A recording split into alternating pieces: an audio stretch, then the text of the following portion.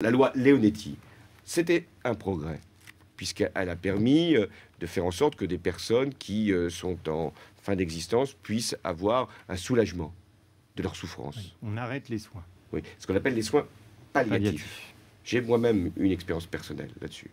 J'ai vécu une situation de ma mère, en l'occurrence, qui était dans cette situation de soins palliatifs. Il y a trop peu de soins palliatifs en France. Il y a 110 unités, il en faudrait davantage.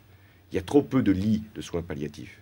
Il y a trop peu de soins palliatifs au domicile. Ça, c'est déjà ce que nous devons faire. Hein, mettre davantage de soins pour soulager la souffrance et terminer la vie dans des conditions dignes. Ensuite, il y a la question d'une souffrance prolongée, insupportable, souffrance psychologique qui ne peut pas être atténuée, et avec là une décision d'intervention. C'est là que nous sommes dans un débat extrêmement sensible et qui supposera donc que nous ayons une réflexion qui conduira à ce que, dans certaines conditions, avec bien sûr l'avis de la personne, bien sûr la décision de la personne, quand elle est en état de... quand elle est de la famille, 4 médecins pour, à ce moment-là, décider. Ce sont des situations exceptionnelles.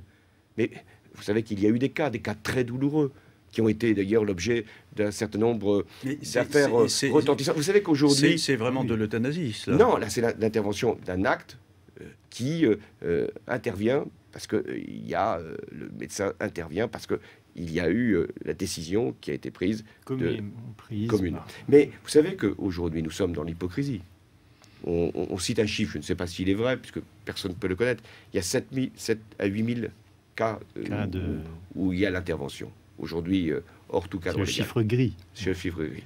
Et je pense que nous méritons sur ces questions-là. Et je pense que là, nous ne sommes pas sur la gauche, sur la droite. Nous sommes sur des sujets qui peuvent d'ailleurs concerner chacun d'entre nous, dans sa famille. Nous sommes sur des sujets d'honneur et de dignité de la personne humaine. Et donc, nous devons faire un grand débat, améliorer les soins palliatifs et trouver les réponses les plus appropriées.